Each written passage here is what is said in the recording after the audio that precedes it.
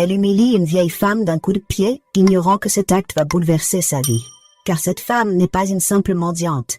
Elle cache un secret qui ébranlera l'Empire et forcera Nadine à affronter sa propre chute. Entre honte, rédemption et une confrontation inattendue, découvrez une histoire où l'orgueil rencontre la vérité et où la gentillesse devient la plus grande des victoires. Allons-y. Le marché de Montbouet s'immobilisa. Les passants s'arrêtèrent net. Les commerçants se turent. Étendue à terre, sur le sol poussiéreux du marché, gémissait une vieille femme. Son boubou était taché de poussière. Son foulard à moitié arraché révélait des cheveux grisonnants. Les larmes lui montaient aux yeux, non seulement à cause de la douleur du coup de pied, mais aussi de l'humiliation publique. Debout au-dessus d'elle se tenait une jeune femme, élégante, vêtue d'un haut noir chic, d'un gant déchiré et de baskets qui n'avaient rien à faire sur le sol sablonneux du marché. Ses lunettes noires reflétaient la foule, mais pas la honte qui marquait leur visage. Les mains sur les hanches, la voix empreinte d'arrogance, elle cracha des mots qui allaient bientôt faire le tour d'Internet. La prochaine fois, pauvre mendiante, regarde bien les gens avant de demander de l'argent. Tu crois que tout le monde est à ton niveau? Tu es paresseuse. Voilà pourquoi tu mendies, dit-elle en se penchant vers la femme à terre comme une reine s'adressant à son sujet. Je m'appelle Nadine Obam. Je suis ingénieure en logiciel chez Technogab. Tu en as déjà entendu parler? Bien sûr que non. Tes enfants misérables ne pourraient jamais y travailler. La femme la regarda, abasourdie. Je travaille dans la plus grande entreprise technologique du Gabon, ajouta Nadine en rejetant ses tresses derrière son épaule avant de siffler de dédain et de s'éloigner dans la foule. Les gens murmuraient. Des téléphones filmaient. Un jeune homme élancé courut vers la vieille femme, l'aida à s'asseoir. « Maman, ça va ?» demanda-t-il doucement en époussetant son épaule. Mais Nadine n'en avait cure. Elle marchait déjà vers l'étal de légumes, concentrée sur le choix des meilleurs piments et du meilleur poisson pour son riz à l'huile de palme.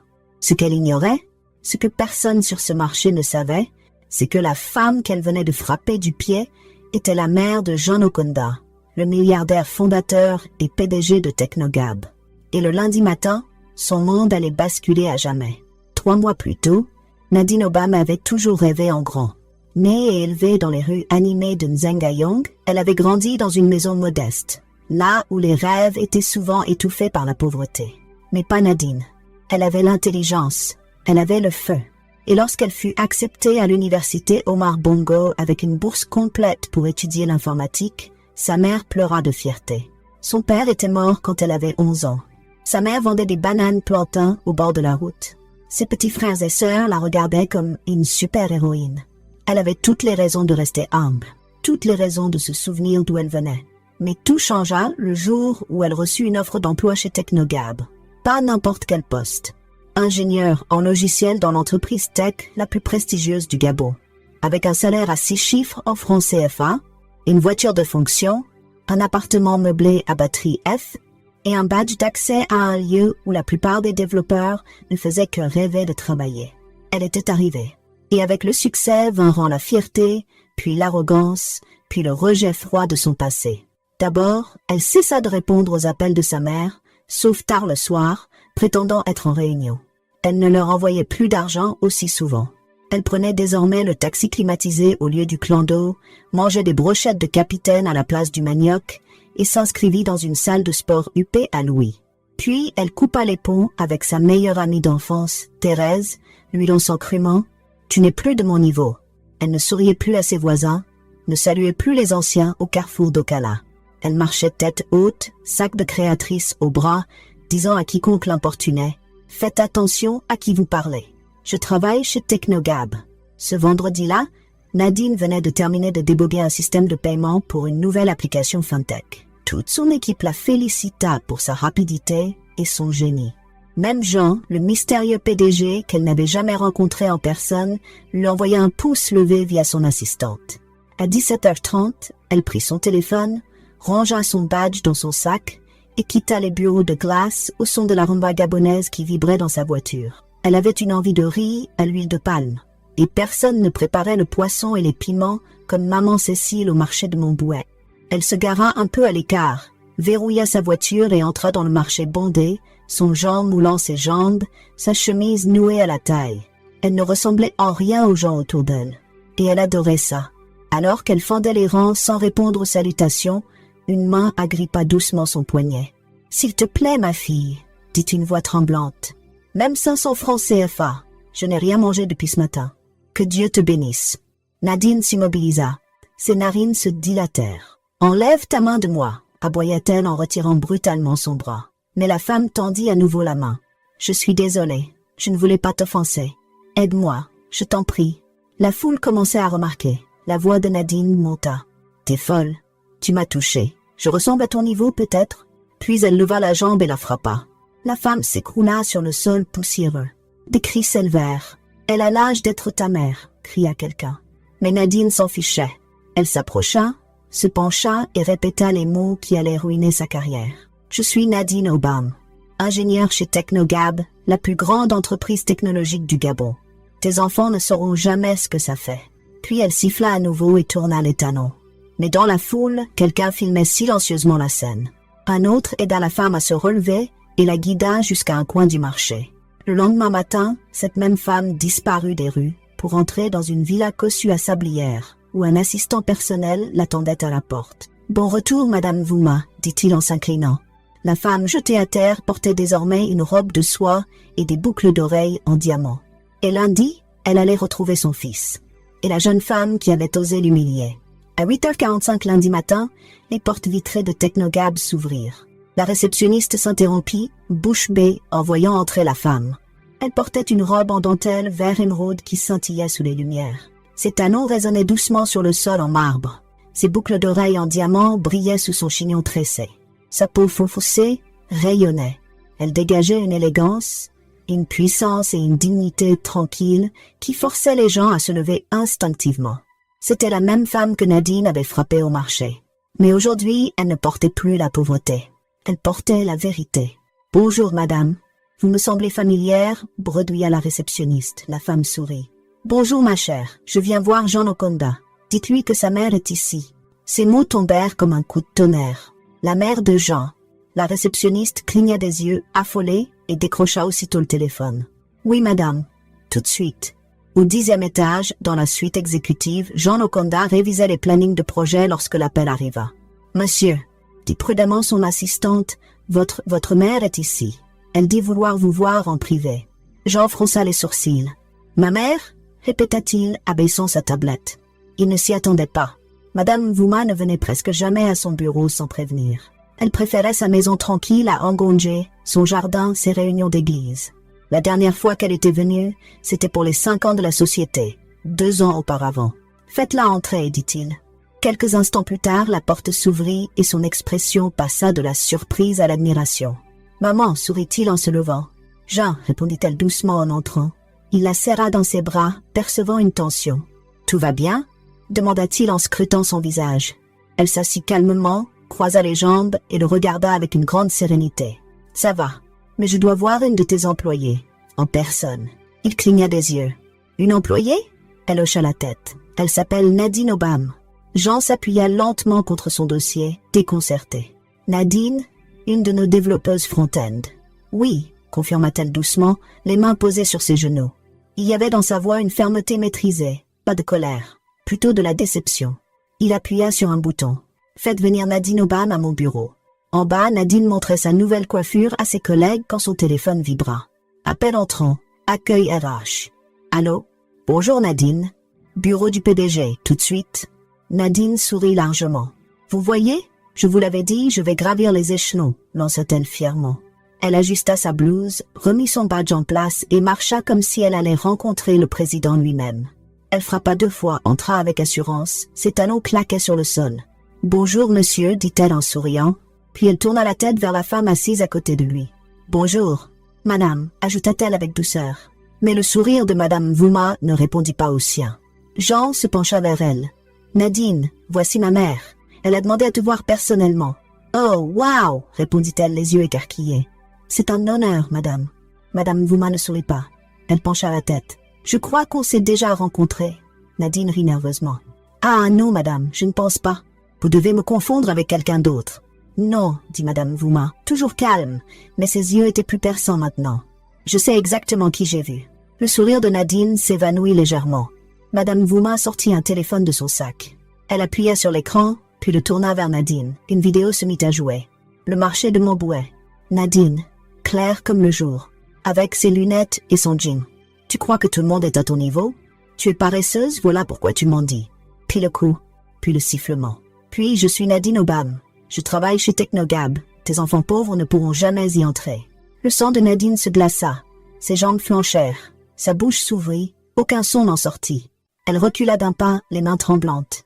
Non, non, madame, je vous en prie. Je ne savais pas que c'était vous. Le visage de Jean était blême, sa mère humiliée, son employé démasqué. Il serra la mâchoire, se leva lentement. « Tu as frappé ma mère, dit-il d'une voix lente incrédule. « Monsieur, je vous en supplie. » Nadine tomba à genoux, des larmes coulant sur son visage. « Je ne savais pas. Je croyais qu'elle était juste une pauvre mendiante. » Madame Vouma répondit sèchement. « Quelqu'un qui n'est pas de ta classe ?» Nadine sanglotait. « Je suis désolée. Je te jure que je ne voulais pas. » Tu pensais chaque mot, coupa Madame Vouma, toujours calme. Tu m'as traité de paresseuse. Tu as dit que je n'aurais jamais un enfant capable de travailler dans ta compagnie. Tu m'as donné un coup de pied comme si j'étais une ordure. Elle se tourna vers son fils. Jean, voilà le genre de personne que tu as embauché. Jean fixait toujours Nadine. Il secoua lentement la tête. Et si, nous n'embauchons pas seulement pour les compétences, Nadine, dit-il d'une voix lourde. Nous recrutons pour le caractère, le respect, la gentillesse, l'intégrité. Je vous en prie, je ferai n'importe quoi. Je vais m'excuser. Jean appuya sur le bouton de l'interphone. Julie, entrez s'il vous plaît. Ce secrétaire entra. Avec effet immédiat, dit-il sans regarder Nadine, résiliez le contrat de Nadine Obam. Révoquez tous ses accès. Videz son bureau. S'il vous plaît, monsieur Jean. Je vous en supplie. Hurla Nadine. Je suis désolée. Pardon. Madame Vouma se leva et marcha vers la porte. Elle s'arrêta. « Je ne te fais pas arrêter, dit-elle. Pas parce que je ne peux pas, mais parce que je veux que tu apprennes. Tu es brillante, mais ton orgueil est un poison. Laisse cette chute t'enseigner ce que la vie a tenté de te murmurer. » Elle sortit sans se retourner. Et Nadine? Elle s'effondra là, sur le carrelage froid, en larmes. Son emploi de rêve était perdu. Sa fierté brisée. La chute faisait que commencer. La nouvelle se répandit vite. À l'heure du déjeuner, les bureaux de Technogab à Glace bourdonnaient. Certains chuchotaient, choqués. D'autres secouaient la tête, la bouche pincée par le jugement. Quelques employés qui s'étaient autrefois sentis rabaissés par Nadine hochèrent la tête en silence, comme si la justice avait enfin été rendue. Le bureau de Nadine fut vidé. Son badge désactivé. La voiture de fonction, qu'elle avait garée fièrement ce matin-là, fut confisquée avant même qu'elle ait pu supplier pour une seconde chance. En sortant du grand immeuble vitré, encore secoué par les sanglots, ses jambes tremblaient. Le soleil brûlant de Libreville tapait fort, mais ce n'était rien comparé à la brûlure de la honte dans sa poitrine. La semaine dernière, elle brillait comme une étoile. Aujourd'hui, elle n'était pas différente de ceux qu'elle avait autrefois méprisés. Elle n'osait même pas croiser le regard du gardien en passant la grille. « Madame » dit l'un des jeunes agents de sécurité, se grattant la tête. « Vous allez bien? Qu'est-ce qui s'est passé ?» Mais elle ne répondit pas. Elle ne pouvait pas. Sa bouche restait fermée. Son cœur faisait trop mal. Nadine ne pouvait même pas se permettre de prendre un taxi climatisé pour rentrer. Elle s'assit à un arrêt de clando à Ocala sous un vieux parasol Hertel délavé, se rongeant les ongles en vérifiant le solde de son compte. 12 500 francs CFA. Même pas de quoi payer la moitié de son loyer du mois suivant. Tous ses projets, la nouvelle voiture, les vacances à Cape Town, le dernier iPhone en précommande, envolé. Mais ce qui la faisait souffrir le plus, ce n'était même pas la perte de l'emploi. C'était comment elle l'avait perdu. Elle revoyait le marché de Montbouet, le regard de Madame Vouma. Pas de colère, de la déception. Et pire encore, la douleur silencieuse dans le visage de Jean lorsqu'il avait compris qu'elle avait humilié sa propre mère. Son cœur se serra. Qu'étais-je devenue? Elle pensa à sa propre mère, celle qui vendait encore des bananes plantains au bord de la route à Nzengayong. Elle ne lui avait pas parlé depuis 3 semaines, parce qu'elle se croyait trop importante.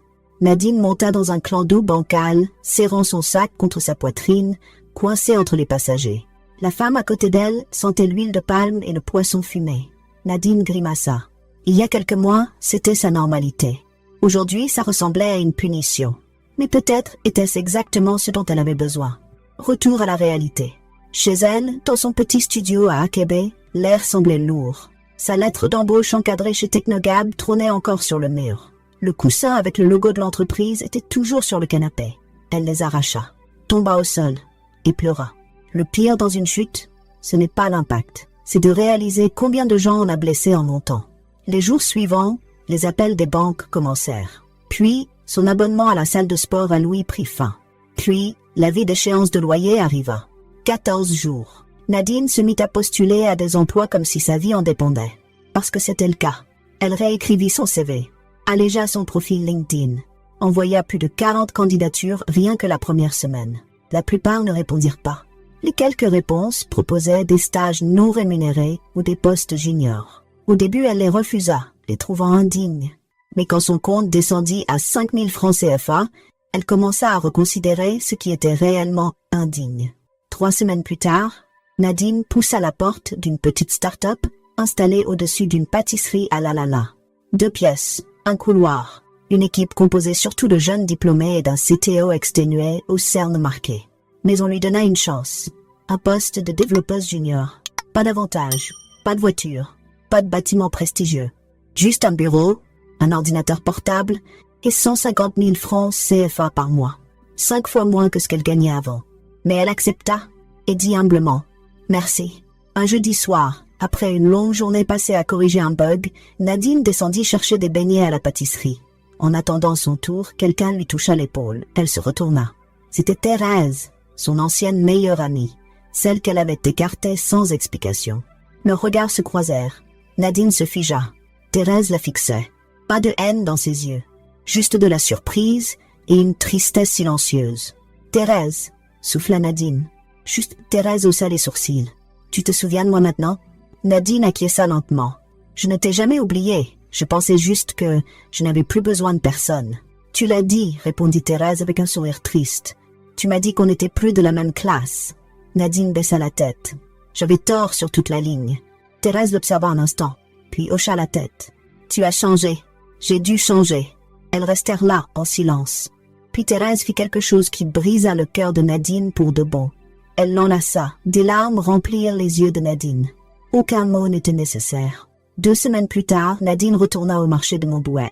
Elle portait un t-shirt simple et des sandales. Pas de lunettes, pas de fierté. Elle marchait lentement, entre les étals, les yeux cherchant quelqu'un. Elle la trouva, assise au même coin, vêtue d'un boubou sobre, entourée de vendeurs. Madame Vouma, pas déguisée cette fois. Elle était venue avec son église pour distribuer des vivres aux commerçants en difficulté. Nadine s'approcha lentement. « Bonjour, madame », dit-elle doucement. Madame Vouma se tourna et la reconnut immédiatement. Mais cette fois, Nadine ne portait ni fierté, ni honte. Elle portait de l'humilité. « Je suis venue vous dire merci », chuchota-t-elle, « et aussi vous redire pardon. Vous ne méritiez pas ce que je vous ai fait. Personne ne le mérite. » La femme la regarda un long moment, puis hocha légèrement la tête. « Tu as appris », dit-elle calmement. Nadine cligna des yeux, refoulant ses larmes. « J'essaie de devenir meilleure, dit-elle. « Tu y arriveras, » répondit Madame Vouma. « Si tu n'oublies pas cette douleur, elle te fera grandir. » Puis elle retourna distribuer les sacs de riz et de manioc. Mais pour Nadine, quelque chose avait changé. Elle avait commencé sa chute avec un coup de pied. Maintenant, elle remontait, petit à petit, avec chaque acte d'humilité. Et la vie observait. 3 mois s'étaient écoulés depuis la chute de Nadine. Fini les vitres teintées et les ascenseurs luxueux. Maintenant, elle montait les escaliers d'un petit immeuble à la, où l'électricité vacillait et la connexion sautait sans prévenir. Mais chaque ligne de code qu'elle tapait avait plus de sens qu'avant. Elle ne codait plus pour les louanges. Elle bâtissait son caractère. Une Nadine différente. Elle avait changé. Pas seulement dans ses tenues, désormais plus simples, mais dans sa façon de parler aux autres. Elle saluait d'abord la femme de ménage, aidait les stagiaires sans les rabaisser, apportait des beignets au gardien qui lui avait un jour offert un parapluie, le même qu'elle avait jadis ignoré. Ses collègues le remarquèrent. « C'est bien Nadine ?» chuchota un employé à midi. Elle était si arrogante. Mais cette Nadine-là avait disparu. La nouvelle Nadine ne courait plus après les titres. Elle courait après la gentillesse. Un jeudi pluvieux, alors que le tonnerre grondait et que l'eau gouttait du toit percé, Nadine reçut une notification Gmail. Objet, candidature au poste d'ingénieur logiciel. Ses yeux s'écarquillèrent. C'était Solutions Numériques, une entreprise de taille moyenne à laquelle elle avait postulé 2 mois plus tôt, puis oublié. Elle ouvrit le mail, le cœur battant. « Chère mademoiselle Nadine Obam, merci pour votre candidature. Nous avons le plaisir de vous inviter à un second entretien, prévu pour jeudi prochain. Ses mains se portèrent à sa bouche. Un deuxième entretien? Ce n'était pas une simple start-up. C'était une entreprise réputée, avec des clients internationaux et des opportunités de croissance. Le salaire ne serait pas à la hauteur de son ancien poste, mais c'était un grand pas en avant comparé à là où elle en était. L'excitation monta, mais la peur aussi. Était-elle prête? Avait-elle vraiment changé? Ce soir-là, Nadine appela quelqu'un à qui elle n'avait pas parlé depuis des mois. « Maman ?» murmura-t-elle quand la femme décrocha. « Nadine ?» s'écria sa mère. « C'est vraiment toi ?»« Maman, je suis désolée, tellement désolée. » Sa mère ne répondit pas tout de suite, puis dit doucement « Je t'ai déjà pardonné. » Nadine essuya ses larmes. « Tu m'as manqué, dit-elle. Toi aussi. Tes frères et sœurs demandent après toi chaque jour. Je veux venir vous voir ce week-end, dit Nadine. Viens. Il y a toujours du manioc pour toi ici. Ce samedi-là, Nadine monta dans un clando et se rendit jusqu'à Nzengayong. En descendant, en voyant les rues poussiéreuses de son enfance, quelque chose en elle se brisa, puis se reconstruisit. Des enfants couraient toujours pieds nus sur les nids de poules. Des femmes vendaient encore des beignets au bord de la route.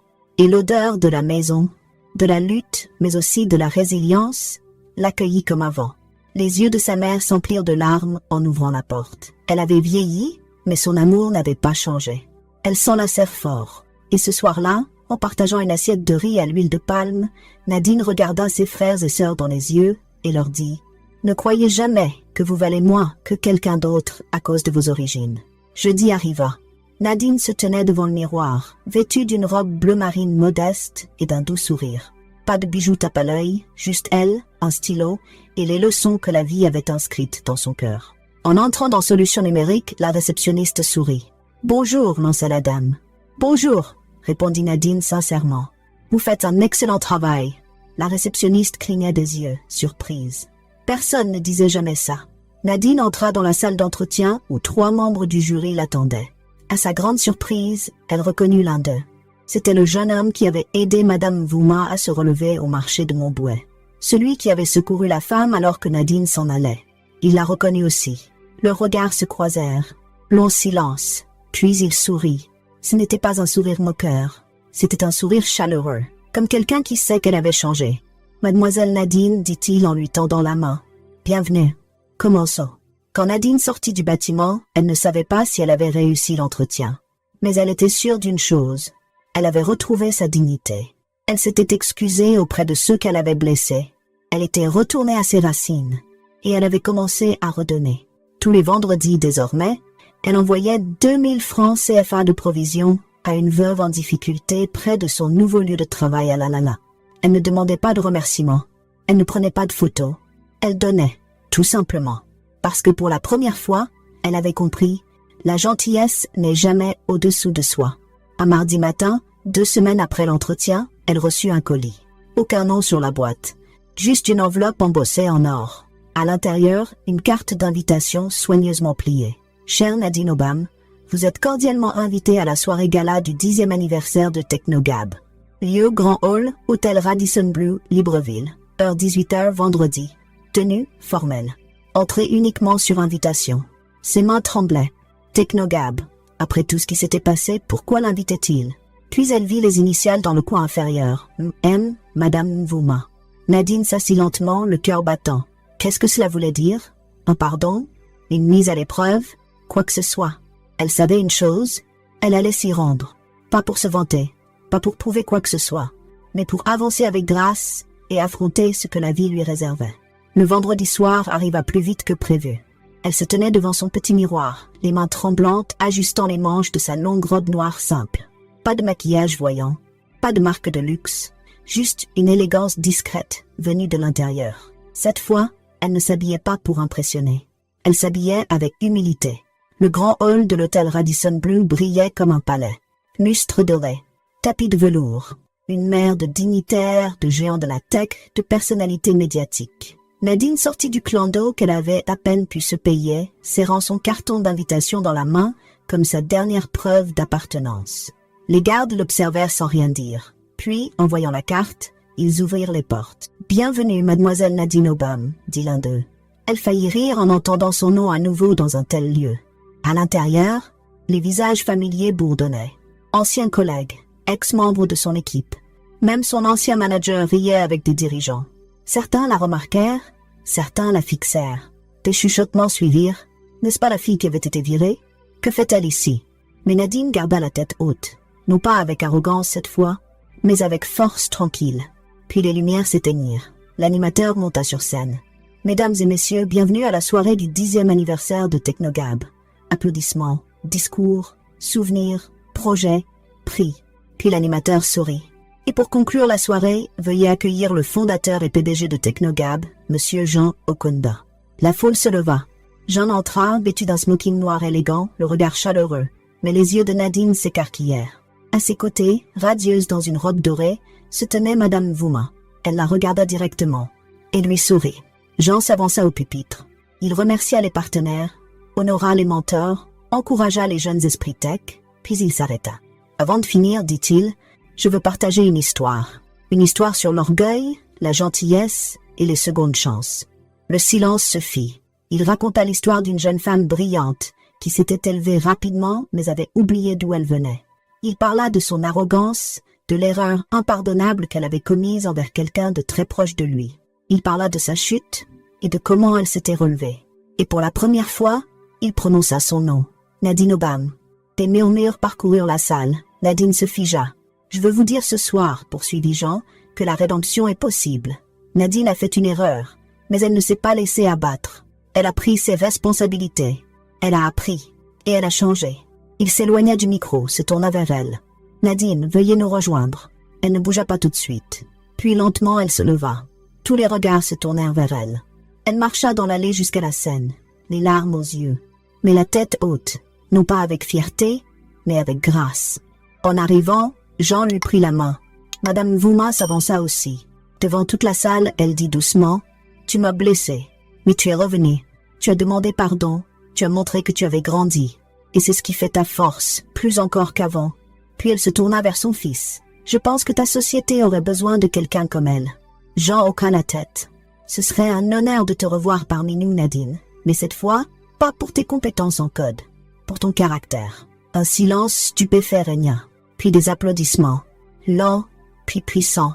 Les gens se levèrent. Nadine resta là, incapable de parler, le cœur gonflé de gratitude. Elle avait été expulsée dans la honte.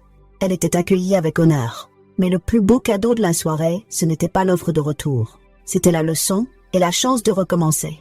Avec de l'humilité dans le cœur et de la gentillesse entre les mains.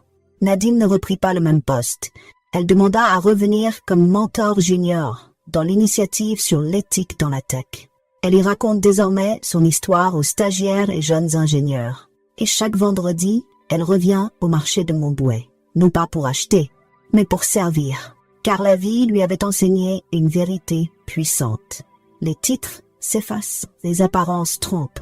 Mais la gentillesse parle toujours plus fort. Si vous avez aimé cette vidéo, donnez-lui un pouce bleu et partagez-la avec ceux qui ont besoin d'un rappel. Abonnez-vous pour ne pas manquer nos prochaines histoires.